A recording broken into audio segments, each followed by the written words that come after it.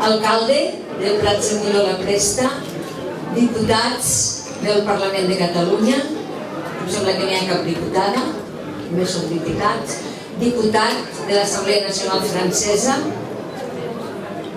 consellers departamentals, presidents de la Mancomunitat, alcaldes de la zona, em sembla que hi ha uns quants alcaldes de la Catalunya Nord i de la Catalunya Sud, president d'Òmnium Cultural, representant de l'Assemblea, em sembla que hi ha també el representant de la Casa de Perpinyà, no ho sé, no.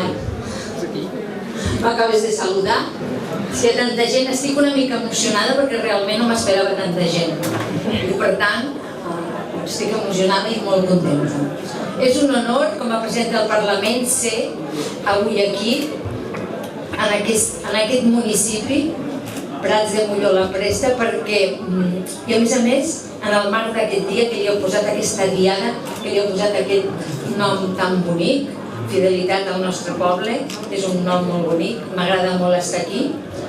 He dit que hi tornaré, perquè malauradament, he vist que malauradament no el coneixia, hi tornaré, perquè m'agrada passejar pels seus carrers, és una vila molt bonica, a més un paisatge també molt bonic, un centre històric amb molt d'interès, i a més les fortificacions fetes per Boban, que els catalans del sud també el coneixem amb aquest senyor, també el coneixem, especialment els que hem llegit Victus, per tant, hi tornaré. Però, evidentment, Prats de Molló, al ser una vila fronterera, té una història, i té una història conjunta per nosaltres, una història molt important. L'any 1926, el president Francesc Macià, que aleshores encara no era president, però des d'aquí, des de Prats de Molló, va intentar encendre l'espurna de la revolta contra la dictadura de Primo de Rivera. Malauradament va ser un intent fallit. El president, que encara no era president, va ser detingut i va ser jutjat a París. Però precisament la dignitat i la serenitat amb què va afrontar aquell judici van fer que Catalunya tingués un ressò internacional. I a més van fer que l'any 31, quan va caure la monarquia, es convertís en el líder de Catalunya i posteriorment amb el nostre president, amb l'avi de tots els catalans i catalanes. I l'any 1939 també Prats de Molló era un dels punts de retirada de l'exèrcit republicà, l'exèrcit vençut, i precisament sé que avui heu inaugurat un espai a l'amiga, companya i estimada Muriel Casals, precisament on van haver aquests 100.000, es diu aviat, persones que fugien de la dictadura del feixisme i que aquí els vau acollir. Per tant, té un significat molt especial per nosaltres. I a més vull recordar ara, en aquests moments, perquè és que han mort 10.000 refugiats a les platges del nostre mar Mediterrani. 10.000 persones. I avui és pertinent recordar-ho perquè just ahir va fer un any d'aquella foto que ens va commoure tot el món, d'aquell nen, l'Aylan Kurdi, que va morir a una platja de Turquia, aquell nen de 3 anys. Doncs heu de pensar que durant aquest any han mort 423 nens més.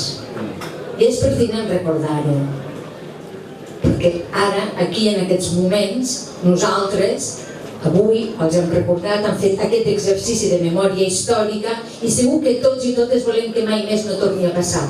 Però està passant i és hora de que diguem no, que diguem que els governs i la Unió Europea reconeguin el dret d'asil i ajuden aquestes persones perquè estem a punt de començar un nou hivern i no pot ser que tornin a estar en les mateixes condicions.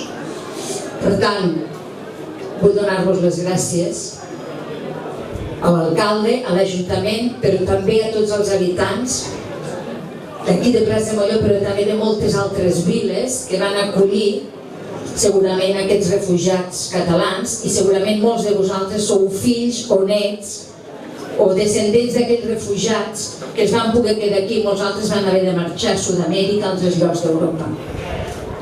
Doncs ara no pot ser que 80 anys després no siguem capaços de fer-ho. Per tant, faig una crida que tots instem als governs perquè ho puguin fer.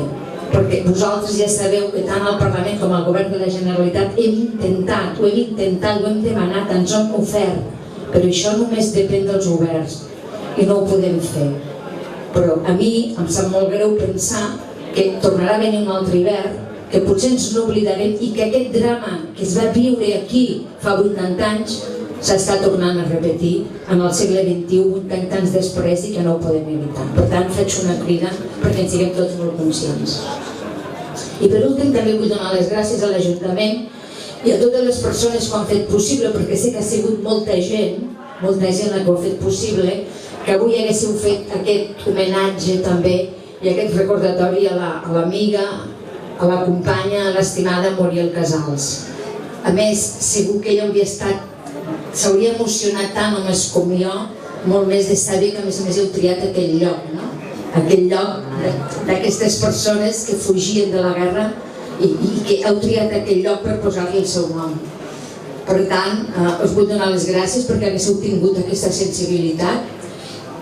La Muriel, evidentment, va ser un accident, la van perdre per un accident, un estúpid accident, i evidentment és una injustícia per a ella, evidentment, que tant va lluitar per la llibertat, per Catalunya, per la llengua, per la cultura.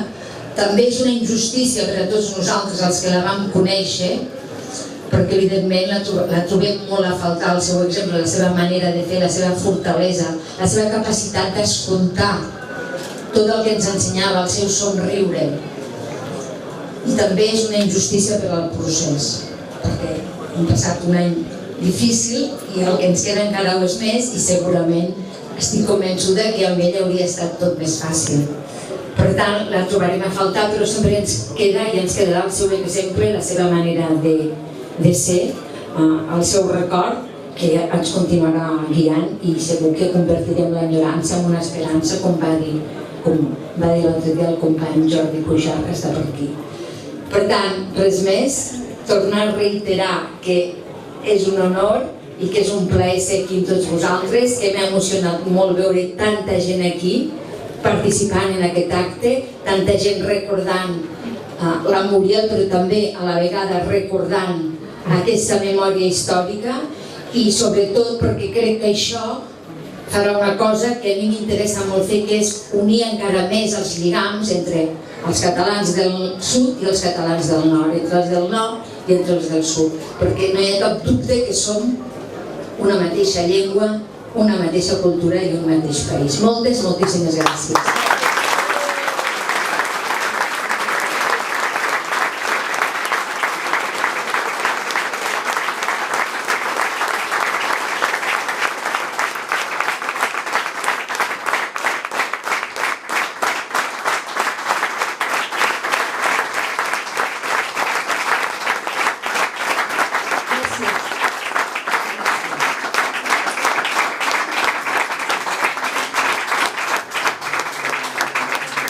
I ara vull fer el lliurament també a l'Ajuntament del llibre que explica la història del Parlament de Catalunya.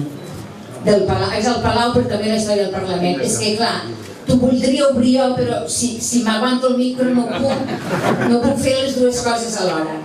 Aleshores, és un llibre molt bonic perquè comença en blanc i negre, que és tota la història de quan era Ciutadella, que és en blanc i negre, que per això recordem el Boban, de quan era la Ciutadella, i aquella cosa tan bonica que va fer precisament el president Macià, que va dir, doncs allò que ha estat el lloc de repressió, allò que ha estat per anar en contra del poble de Catalunya, allò que ha estat una ciutadella de les armes, ara es convertirà en el Parlament de Catalunya. I per tant, passa de quan els colors són blanc i negre, quan era Ciutadella, mentre es van fer les obres, i després passa a ser de color, amb molts de colors, quan ja és el nostre Parlament, que és el que és ara.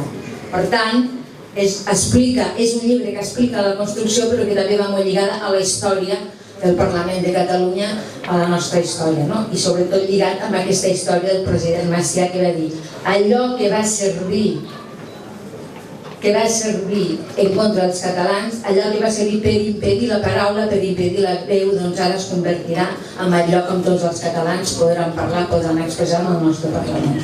Per tant, faig en nom també dels ciutadans i ciutadanes de la Catalunya del Sud, també us fem aquell lliurament de la història del Parlament de Catalunya.